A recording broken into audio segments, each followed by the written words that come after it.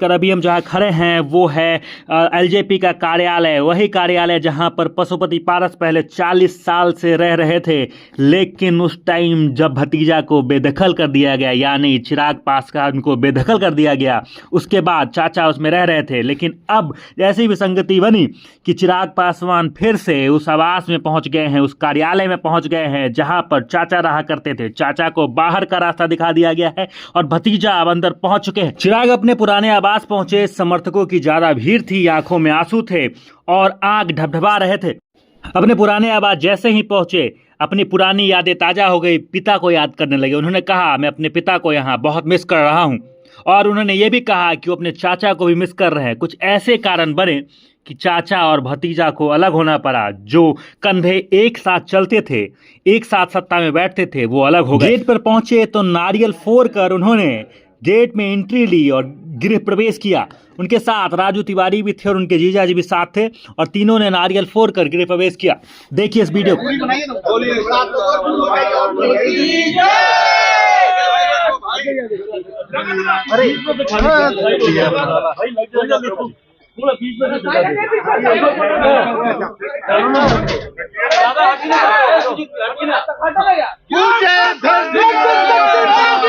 जैसा कि आपने वीडियो में देखा कि कैसे नारियल फोड़कर गृह प्रवेश किया गया, मतलब चिराग अपने पुराने कार्यालय, पुराने आवास, पुराने यादों के बीच फिर से पहुंचे और उसके बाद उन्होंने पूजा अर्चना की। देखिए इस वीडियो को।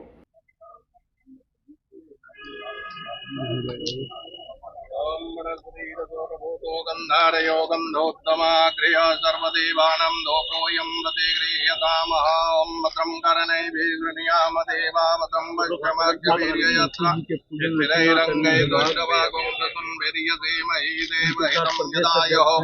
ॐ देव शान्ति अन्तरिक्षं शान्ति पृथिवी शान्ति आपः शान्ति। पूजा अर्चना करने के बाद चिराग ने मीडिया कर्मियों से भी बात की। उन्होंने क्या कुछ कहा, सुनिए। मिलता कोई और मिलता, ये संजोग है कि ये कार्यालय मिला। हम लोगों को कार्यालय की जरूरत थी। आज 5वां सांसद है पार्टी के, हम लोग को कार्यालय की जरूरत थी। जो व्यवस्था हम लोग के पास नहीं थी, 2 कमरे से ही हम लोग पूरी पार्टी हम लोग चला रहे थे। तो हम लोग लंबे समय से, पिछले 1.5-2 साल से हम लोग मांग कर रहे थे बिहार सरकार से, बट इनकी कुछ बेसिक रिक्वायरमेंट्स थी। क्योंकि हमारे पास कोई सांसद नहीं थे, कोई विधायक नहीं था, तो हम लोगों को कभी कार्यालय दिया नहीं गया। पर आज जब लोकसभा चुनाव के बाद पुनः हमारे प्रदेश अध्यक्ष राजू तिवारी जी ने मांग की, क्योंकि अब 5वां सांसद है हमारे, तो हम लोग को कार्यालय दिया गया। वही कार्यालय दिया गया जिसमें मेरे पिता के साथ की यादें हैं। ये एक संजोग है। कार्तिक पूर्णिमा है और आज काफी शुभ दिन माना जाता है आज के दिन। तो आज के दिन ही आपने चुना कि इस पार्टी दफ्तर में अंदर प्रवेश करें? नहीं, मेरे हिसाब से तो पता नहीं, जो जानकारी मुझे मेरे पार्टी के द्वारा, प्रदेश अध्यक्ष जी के द्वारा दी जा रही थी, तो मुझे तो कहा गया था कि 2-3 हफ्ते पहले ही मिल जाएगा। बट मुझे लगता है शायद कुछ कानूनी प्रक्रिया, कुछ लोग कोर्ट वोट चले गए थे, तो उसमें विलम्ब हुआ। बट विलम्ब होते होते अपने आप देखिए संजोग ऐसा बैठा कि उन्होंने जिस दिन खाली किया और उसके बाद जिस दिन ये चाबी हम लोग के हाथ में आई, वो इतना शुभ दिन है। पहले चाचा ने आपको बाहर किया और आपके लिए दिवाली थी और आज देव दिवाली मान रहे हैं। देव दिवाली आज है पर मुझे ये कार्यालय मिल गया इसलिए देव दीपावली है? बिल्कुल भी नहीं। हम लोग 2 कमरे में भी खुशी खुशी हम लोग काम कर रहे थे। यहाँ पे थोड़ी और अच्छी व्यवस्था के साथ हम लोग काम कर रहे हैं। चाचा को याद कर रहे हैं, चाचा को याद कर रहे हैं, चाचा को याद कर रहे हैं। आज उन्हें बाहर करके फिर से पार्टी में आप आ गए हैं। मैंने उन्हें कतई बाहर नहीं किया। मुझसे बहुत बड़े हैं, बहुत सम्मानित है, मैं उनका बहुत आदर करता हूँ। मैं कतई ये सोच नहीं रख सकता कि मैं उनको कहीं से भी मैं बाहर करूँ।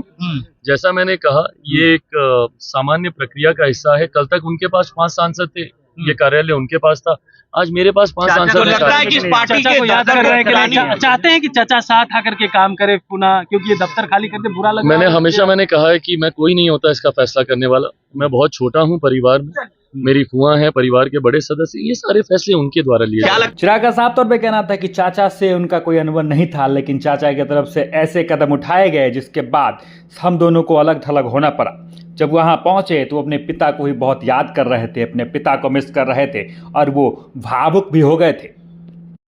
बाकी आप चिराग की वापसी को लेकर क्या कुछ कहते हैं कमेंट बॉक्स में जरूर लिखें और देखते रहें।